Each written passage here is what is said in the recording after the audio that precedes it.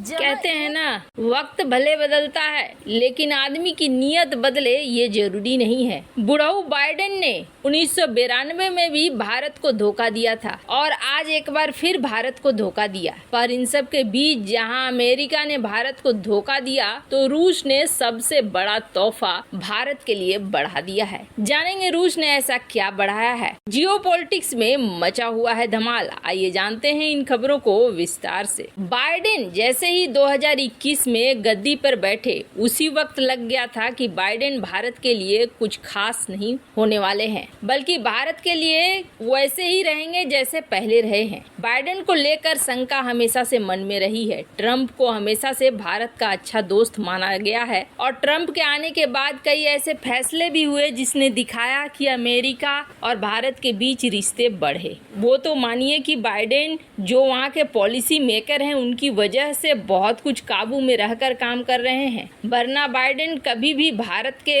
नहीं होने वाले हैं। क्योंकि बाइडेन का इतिहास अगर आप जानेंगे तो आपको लगेगा भारत ने एक बहुत बड़ी कीमत चुकाई थी तब जब बाइडेन सीनेटर थे। राष्ट्रपति बनने के बाद बाइडेन ने एक बार फिर अपना वही पुराना रंग भारत को दिखा दिया है। बाइडेन प्रशासन ने फैसला कर लिया कि वो पाकिस्तान एयरफोर्स के पास जो मौजूदा फाइटर जेट है F-16 को अपग्रेड करेगा और सिर्फ इतना नहीं, पाकिस्तान को इसके लिए $450 मिलियन की मदद भी दे दी गई।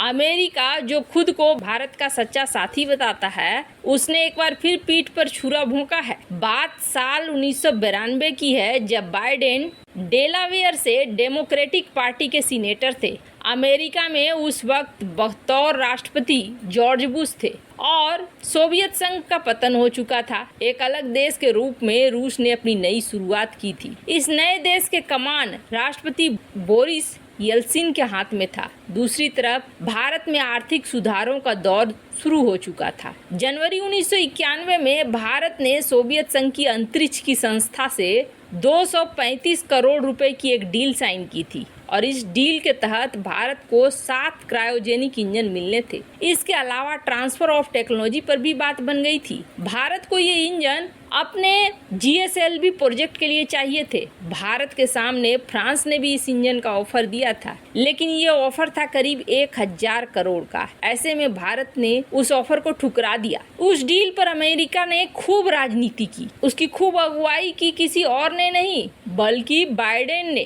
रूस उन दिनों पश्चिम देशों की दया पर निर्भर था। अमेरिका ने क्रायोजेनिक इंजन टेक्नोलॉजी के बिक्री का विरोध किया। अमेरिका का कहना था कि डील सन 1987 के मिसाइल टेक्नोलॉजी कंट्रोल रिजाइम का उल्लंघन करता है, इसलिए भारत को ये नहीं मिलना चाहिए। मई 1992 में सीनेट में विदेश संबंधी एक कमेटी तक बना दी गई अमेरिका में और बुश ने ये कहा कि ठीक है, इस आधार पर क्रायोजेनिक इंजन नहीं देना चाहिए भारत को। कमेटी बना दी गई और बुश ने भी सहमति कर दी कि हाँ, क्रायोजेनिक इंजन भारत को नहीं मिलना चाहिए। 50 साल के बाइडेन उस समय कमेटी के सदस्य थे। उन्होंने ही रूस पर मिसाइल, परमाणु, फिर परमाणु हथियारों को ट्रांसफर करने में ब्लॉक करने सारे नियम बनाए। बाइडेन ने उस समय ये कहा था कि भारत को क्रायोजेनिक इंजन की बिक्री खतरनाक हो सकती है। बाइडेन ने ये डील तुड़वा दी थी। अब इससे आप अंदाजा लगा सकते हैं कि बाइडेन आज से नहीं बल्कि काफी पहले से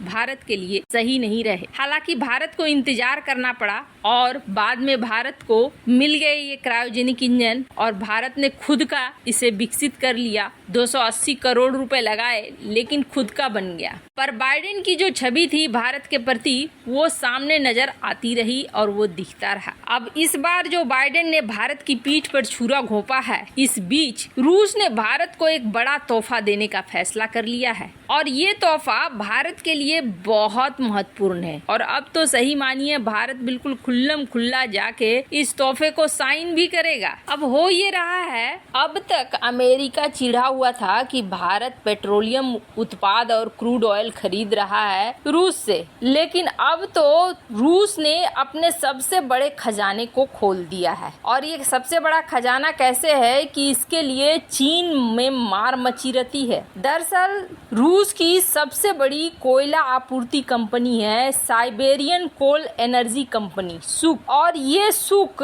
इस वक्त भारत के साथ बातचीत कर रही है। वैसे आपको बता दें भारत रूस से कोई बहुत ज्यादा कोयला कभी भी नहीं खरीदता रहा है, लेकिन पिछले समय जब रूस यूक्रेन की लड़ाई शुरू नहीं भी हुई थी, तब चीन को मना करके भारत को रूस ने अपना कोयला दिया था। चीन को ये कह दिया था कि उसके बंदरगाह इस वक्त क्षतिग्रस्त हो गए हैं और क्षतिग्रस्त होने की वजह से हम आपको कोयला नहीं दे सकते हैं, पर भारत को दिया था। अब सूख को लेकर चीन कोशिश ये करता है कि कितनी जल्दी इसके साथ बड़े बड़े डील साइन हो जाए। दुनिया का चौथा सबसे बड़ा कोयला आपूर्ति कंपनी है। भारत में कोयले की आपूर्ति को एक बड़े मदद की जरूरत है और ऐसे में सूख भारत के साथ बातचीत कर रहा है भारत में ही ऑफिस खोलने के लिए। अब आप जरा सोचिए कि चीन जिसे बुलाना चाह रहा है, कुछ तो बात होगी। और बात दरअसल ये है कि कहा जाता है कि रूसी कोयले में भी दुनिया का सबसे सर्वश्रेष्ठ कोयला अगर कोई कंपनी दुनिया को प्रोवाइड कराती है, देती है, तो वो कंपनी है सूख। और सूख की डिमांड दुनिया में बहुत ज्यादा रहती है। आप इसका अंदाजा ऐसे लगाइए कि चीन के पास कोयले का खुद का भंडार है, लेकिन विशाल भंडार होने के बावजूद चीन सूख के साथ बातचीत करता है और सूख के साथ डील फाइनल करता है कि उसे कोयला दिया जाए। पहले तो भारत कोई खास कोयला नहीं खरीदता था रूस से, लेकिन अब पिछले 6 महीने में कोयले की आयात बढ़ा दी है भारत ने और ये करीब हो गया है 1.25 मिलियन टन का, जो 2021 की तुलना में दुगना है। अब इससे होगा क्या, तो आपको बता दें, एक तो दोनों देश अपनी अपनी करेंसी में व्यापार करना चाह रहे हैं और दूसरी बड़ी बात यह है कि इनके व्यापार के रास्ते में जो